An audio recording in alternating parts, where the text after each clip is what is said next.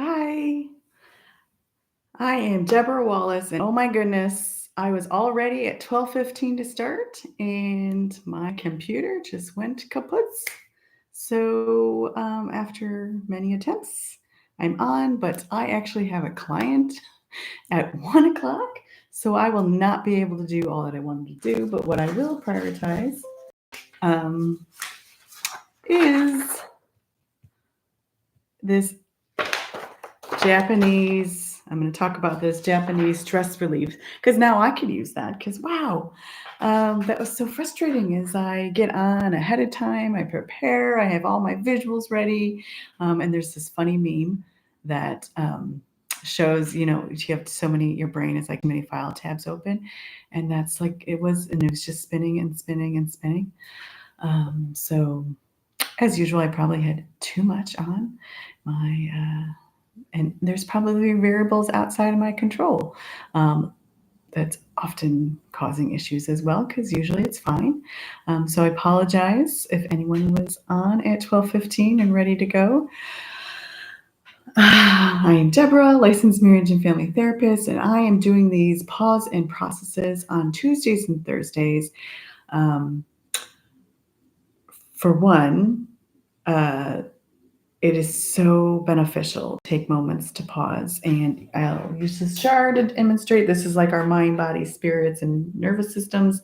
And I have dirt in here and glitter as well. And when things keep happening, we get activated and it clouds our judgment. We get disconnected from our wisdom and our ability to regulate and take care of ourselves.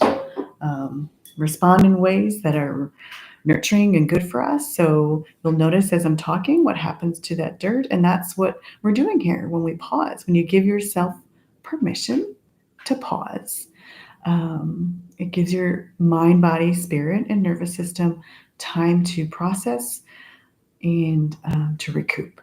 And already the 24/7 demands of our modern day world is constantly giving us stimulation and overstimulating our nervous systems. And there are so many toxins, relational, chemical, environmental, so many toxins that we need to process. And also, even more reason why I did this is if you look at the collective of our humanity, we have gone through a pandemic, we have wars happening, and if you're in America, there's a huge administration and a lot of things happening. And trauma is anything that happens too much, too fast, too soon for our nervous system to cope and manage. And when we don't have a safe place to process, express, and make sense of what is happening in our lives and in our minds and our bodies, then it'll cause dysregulation, which will lead to a whole host of negative consequences and disease, disharmony, dysfunction, so much going on. So I had hoped to talk about the polyvagal theory, which I will do so more in another talk. But why I'm also doing this is we all have a nervous system. And so I've done talks, check out my other talks, but we all have an autonomic nervous system that is on all the time, 24/7, taking care of us. And I've done other talks on neuroception, and some of the main principles of polyvagal theory is co-regulation, hierarchy. There's a ladder. There's a system to this. I'm gonna have to do another talk on this. And neuroception, which is hierarchy, neuroception. Oh, and co-regulation. We are wired to be in relationship with one another, and that we need to be in relationships, and we need to feel safe, seen, soothed, and secure. And it's having that inconsistency that helps build a healthy nervous system so that we can handle all the stressors that are going on. And unfortunately, in my experience of almost being in therapy, providing therapy for almost 25 years, we are not getting our vital needs met, and we are not having enough safe outlets to process and express and make sense of what's going on. And so my hope is to give this time and space to people. But as I mentioned, I'm a little bit rushed under the Under pressure is I have to get to a client, so I'm actually going to spend the rest of the time in all my talks that I do in these pause and process. This is new to me. So, and with anything we do new, there's going to be tweaks, we're going to change, there's going to be ebbs and flows. So I welcome feedback on what's helpful, what's not helpful. If you have questions, I'd love to weave in more answer question.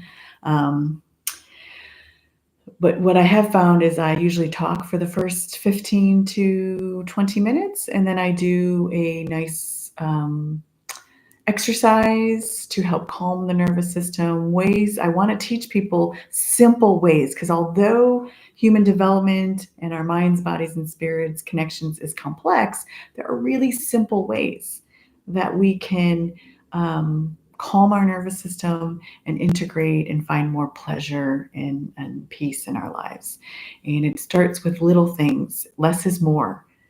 Little less is more. So that is one of my challenges, because I have so much information that I love to share. And so actually that's what actually brought me up, because as a therapist, everyone I meet, it's not a one size fit all. Everyone has, even though we all have a nervous system, we all have, depending on your environment you grew up in, there's interpersonal neurobiology, there's temperaments, there's so much at play that comes together to make you, and then we're all unique. And so, so whenever I'm working with clients, I'm not doing the same thing with everybody. I'm weaving in, I'm meeting them where they're at. And recently I was reminded, I shared this hand technique that I've learned, because although talk therapy is a lot of what I do, but I actually do, in some of my earlier talks, I talk about somatic therapy. It's really important that we get into our bodies, and I'm experiential. And so, but that's not easy for everyone to do. And it's also uncomfortable to do. And so I've done a lot of breathing in my previous talks. This will be the first time I'll be doing something a little bit different. And this is it's a bit of a Japanese shiatsu, which I was just listening to a talk yesterday. I had so much more that I wanted to say today, but it was shiatsu for babies, and I loved it. Oh my gosh, because I've been doing trauma work for so long, and actually my passion and what I would love to do, I've been wanting to create a peaceful pregnancy campaign, because the more that we support mothers and expecting families, we are going to rewire our nervous systems for well-being, because what the mother is experiencing is already creating hormones for stress or love, love and trust. And so, oh my gosh, I came from a stress wound and a lot of stress. I often relate that I was fear-based a lot, and I've had to do a lot of work, and I have to help a lot of people do a lot of work to rewire their nervous system for safety. And that's why I love polyvagal, which I'm going to end up doing and talk again. I'll do many talks about polyvagal. And I've written my book on a lot of premises of polyvagal. Yet going back to what I'm going to walk us through today, because it's in the body. And so I was reminded of this intervention, and I was doing this with a client, and then it happened that I watched this lovely talk about setting up the nervous system from One Day of Life, and it was baby shiatsu. And they had this lovely term, this woman, I had all my tabs up, but now I don't remember the name. But it was the term I'm going to say wrong.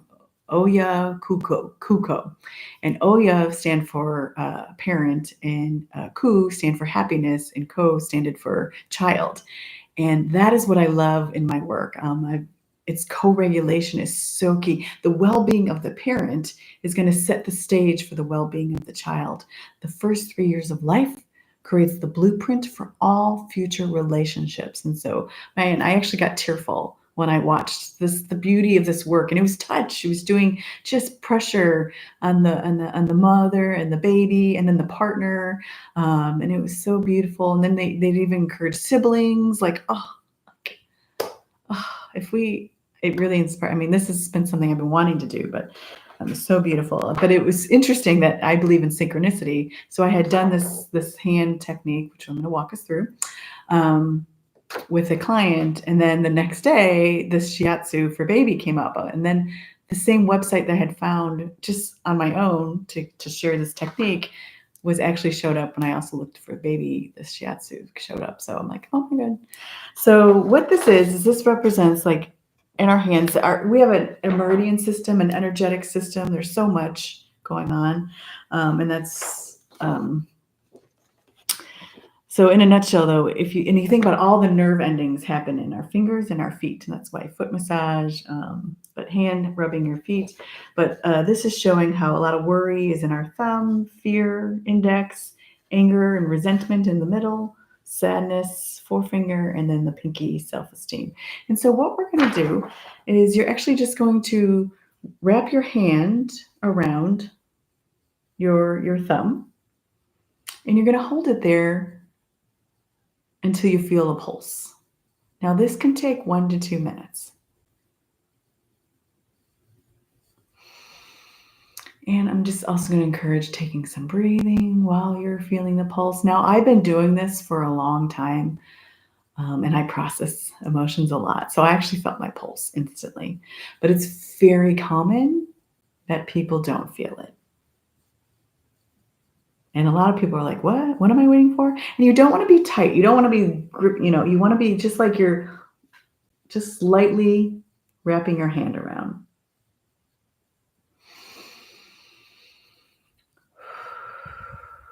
And again, breathing in through your nose, out through your mouth.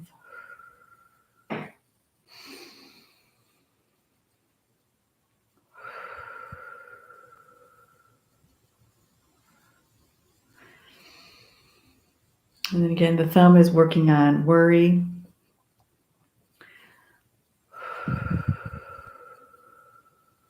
And it's completely normal as you're breathing. You might have worries come up. I have a lot of people, am I doing this right? As I mentioned, or distractions come up. Just notice and then let whatever's coming up blow away in the wind and then go back to your breathing and noticing your thumb. And now I want you to grab your pointer finger, which is fear.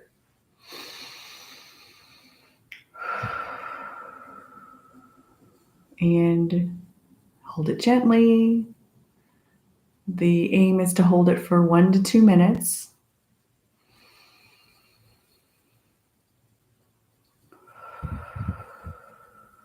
And it could really take 2 minutes. It could even take 3 minutes. Every body is different. And if you're not one to process emotions and take time out, it's going to take longer to feel that pulse. That has been my experience. That's why I know this is working.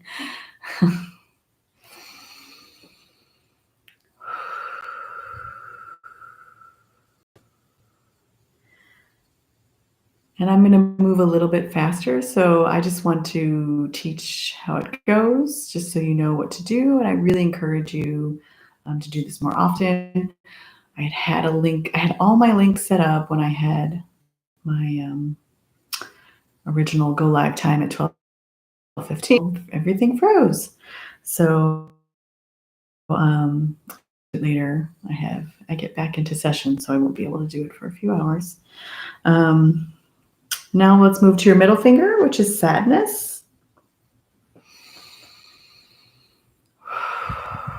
And I could talk about all these emotions at length. Sadness for me is there's a lot of grief. There's a lot of grief and that needs to be processed in our lives. Grief for, we tend to just think around it at loss of life. But it's at divorce, it's at losing a childhood you didn't get. There's so much sadness and grief. Again, you're just holding gently until you feel a pulse. And then let's go. You know what? Did I move? That middle finger is anger. Oh my gosh. Forefinger is sadness. I already jumped ahead to sadness because sadness was in my head. Middle finger is anger and resentment. I could go on at anger as well. I don't know if you can see, actually, I have an eraser there for a big mistake. So I just made a mistake. Give myself grace. So middle finger is anger and resentment, and there's a lot to be angry about. And traditionally, I think a lot of us are taught that anger is bad, and right, we don't want to act out from anger, and we don't want to live in anger. However, anger is also very motivating. It lets us know when we're not being treated right. It gets us to make a difference. So there is value to anger. And yeah, the sadness is the ring finger, forefinger.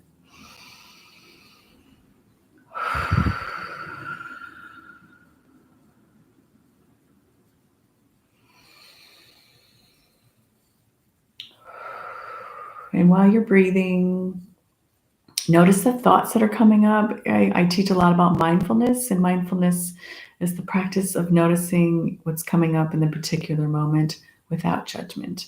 And I always kind of add a caveat that it is human nature to judge. It's actually one of our survival features to keep us alive. It's a quick way, it's an efficient way to make a decision. So it's not impossible. It's not possible to never judge. But in order to grow and to learn and to integrate, we want to learn to become non-judgmental and separate that. So it's almost like witnessing what's coming up, like clouds in the sky, floating by, and then bring your attention to the finger, notice the pulse. And if you get distracted, that's okay. Just notice that. Let it float away like a cloud. And then let's go to your pinky. And the pinky is self-esteem.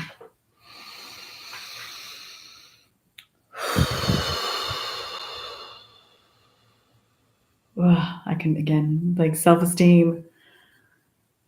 Our identity comes from how we're being treated in the first 7 years of life, especially, or how we're being responded to. There's so much into it. So unfortunately, in my job and in my own life, I find that a lot of us have internalized, because as children, we only think that if someone's mad at us, we're bad. We did something wrong. So it's very common that a lot of us suffer from low self-esteem based on that. So breathing that in, exhale. If anything resonated, blow that out. And again, noticing as you're holding your pinky.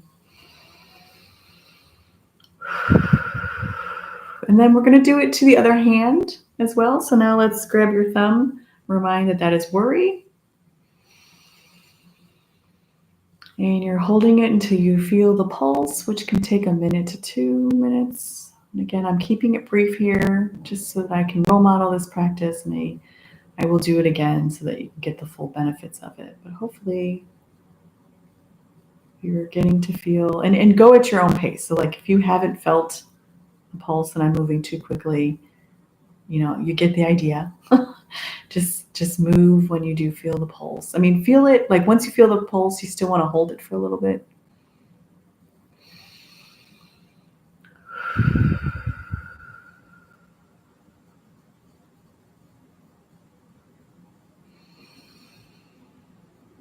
And go to your index finger, which is fear.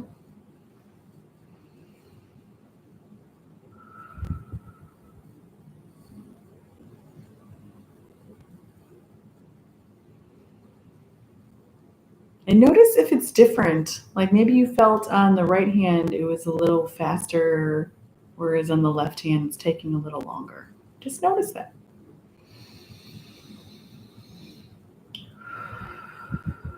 There's really no right or wrong. The practice of noticing and becoming aware and listening to your body. Talk a lot about somatic therapy. It's really, our bodies are so wise, and what doesn't get processed gets stuck in the body. The body keeps the score. And let's go to your middle finger, which is fear. Got it right this time. Live and learn.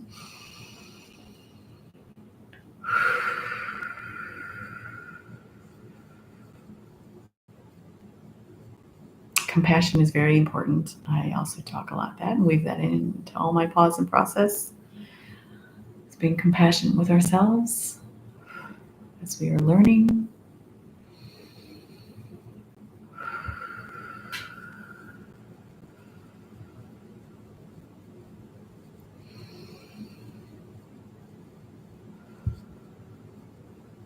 And now go to your ring finger, sadness.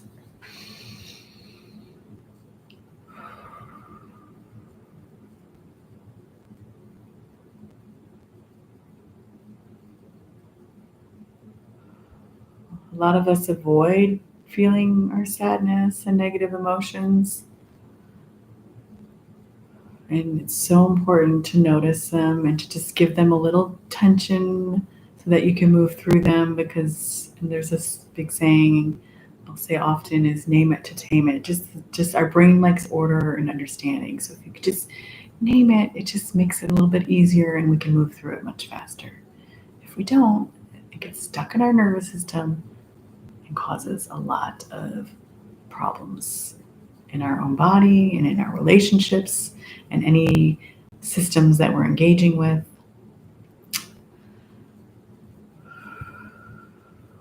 And let's go to your pinky, which is self esteem.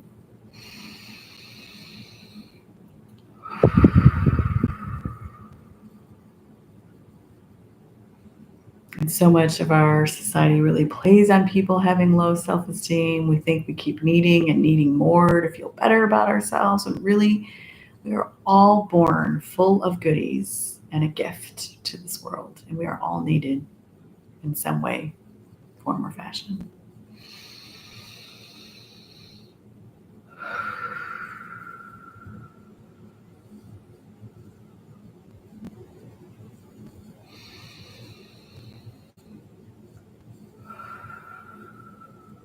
I tend to close my eyes, but it's really important when you do these practices that you're feeling safe. When I do my plan talk for Polyvagal Theory, and I've done the talk on neuroception, I encourage you to look at my other talks.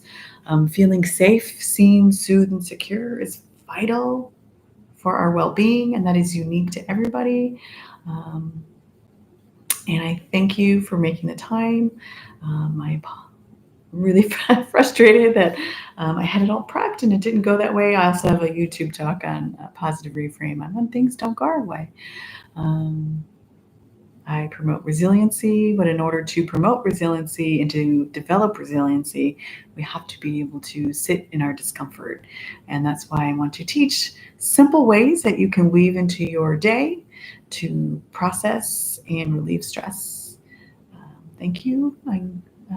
Please subscribe, share, and if you want to leave in the comment section any questions you have or what you'd want to know more about, I welcome that. And now I need to go into my work day. Thank you. Take wonderful care.